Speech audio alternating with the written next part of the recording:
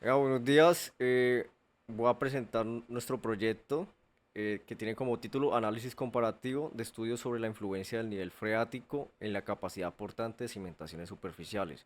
Este proyecto está conformado por los estudiantes Karen Escobar, Juan David Jara, Samuel Rivera y Nicolás Guzmán. Como todos sabemos, el suelo es la base de toda obra civil y su capacidad portante es simplemente cuánta cantidad puede soportar antes de fallar, pero esa capacidad no es constante, cambia cuando hay agua subterránea cerca. El nivel freático es la superficie donde comienza esa agua subterránea. Cuando sube y se acerca a la cimentación, aumenta la presión de poros dentro del suelo, lo que reduce su esfuerzo efectivo, que es la fuerza real que mantiene unidas las partículas del suelo. Entre menor esfuerzo efectivo, menor resistencia. Continuando con el problema de la investigación, tenemos como pregunta problema, ¿cómo varía la capacidad portante de cimentaciones superficiales en función de la posición del nivel freático según diferentes estudios geotécnicos?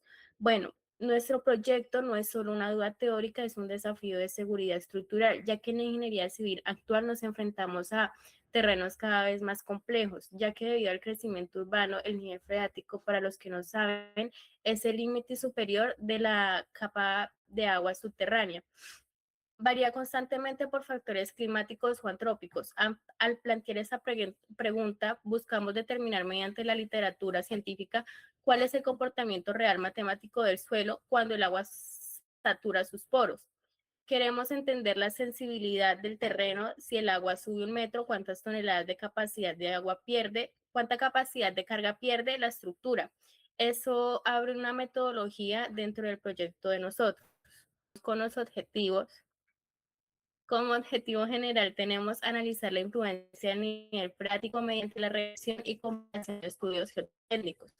Nuestro proyecto no es propio, un laboratorio propio, estamos haciendo investigación analítica y comparativa. Lo que hacemos es tomar los diferentes datos de expertos e investigaciones previas que se han descubierto y cruzar estos datos y extraer un criterio unificado, ya que esto es importante porque no podemos utilizar estudios arcillosos en Bogotá y otros suelos arenosos en la costa. Entonces lo que hacemos es hacer una comparación y adaptarlo al proyecto que se va a ejecutar. Continuando con los objetivos específicos, tenemos recopilar información técnica que consiste en filtrar la información y no se trata de buscar en cualquier blog, sino en páginas certificadas que nos den confianza para utilizar cierta información. Como segundo, tenemos identificar fundamentos teóricos como la presión de poros y esfuerzo efectivo. Para entender un poquito de esto, podemos utilizar el ejemplo de una esponja, que cuando la esponja la tenemos intacta sin ningún tipo de humedad, ella está compacta y mantiene su estructura. Cuando la esponja llega a tener cierta cantidad de agua, pierde su estructura, se vuelve inestable y pierde cierta estabilidad. Como tercero, tenemos analizar resultados según el tipo de suelo. El agua no afecta igual a todos los suelos. En suelos granulares, arenas y gravas, el agua reduce la fricción entre granos, puede causar licuación. En suelos finos, como las arcillas, el agua genera expansión, pérdida de cohesión y asentamientos a largo plazo. Y como último tenemos de las variaciones. Este paso final donde podemos poner una balanza a los métodos de cálculo, por ejemplo, comparar cómo afecta el nivel freático según la fórmula de Terzaghi versus la fórmula de Merrill-Oeff, para ver cuál de las o de los métodos es más conservadora o precisa para el proyecto que se va a ejecutar. Eh, Información adicional, el ODS que estamos empleando sería el ODS 9 y el ODS 11, que vendría siendo ciudades y comunidades sostenibles. Ahora sí, continuamos. Bueno, la metodología del proyecto. Para responder nuestra pregunta al problema de investigación, pues decidimos realizar una revisión documental de diferentes estudios geotécnicos relacionados con la influencia del nivel freático, pues en la capacidad portante de cimentaciones superficiales. Lo primero que hicimos fue recopilar toda la información pertinente en fuentes académicas y técnicas confiables. Después de recolectar toda la información, seleccionamos los estudios que presentaban datos comparables y que permitían pues analizar el comportamiento del suelo bajo diferentes condiciones de nivel freático.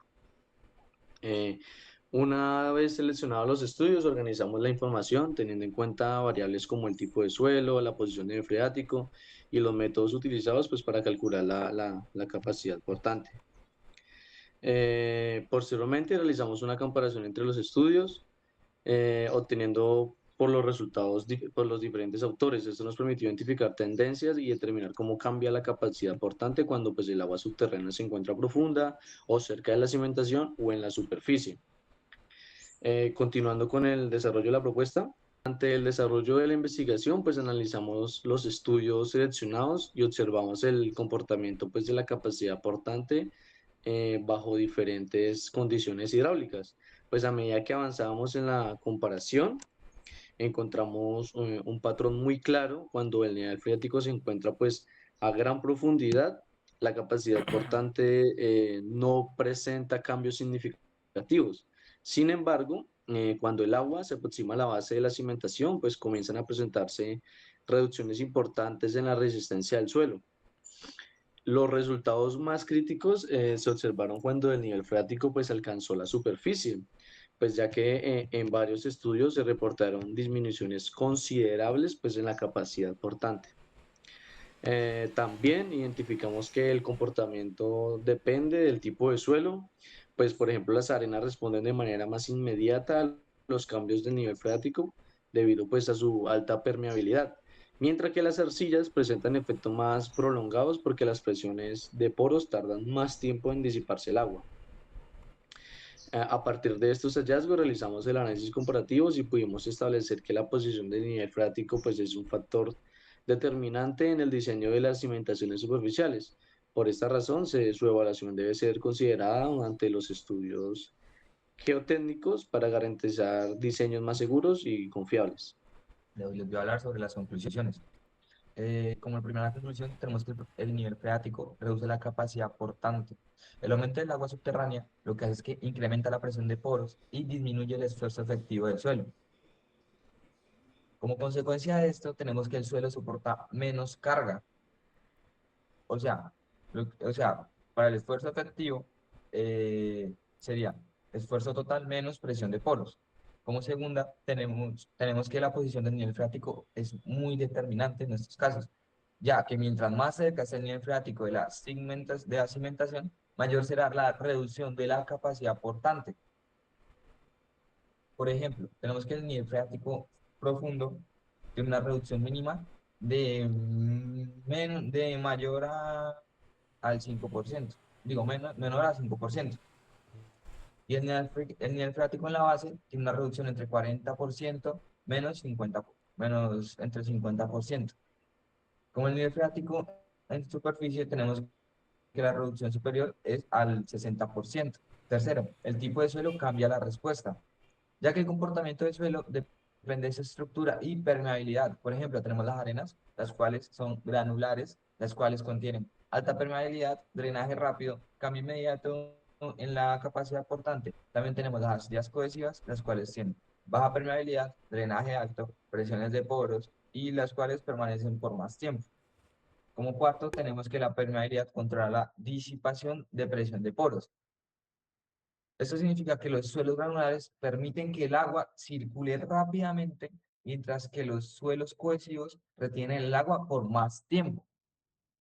Como quinto, tenemos que el término más afectado en la ecuación de capacidad portante es el peso unitario, ya que el nivel freático afecta principalmente el peso unitario efectivo del suelo, reduciendo la capacidad portante. ¿Cómo es esto? Tenemos que los suelos con mayor ángulo de fricción son más sensibles. En suelos arenosos, densos, con alto ángulo de fricción, ya que el factor N tiene mayor influencia, por lo que la reducción de la capacidad portante puede ser significativa al aumentar el nivel freático.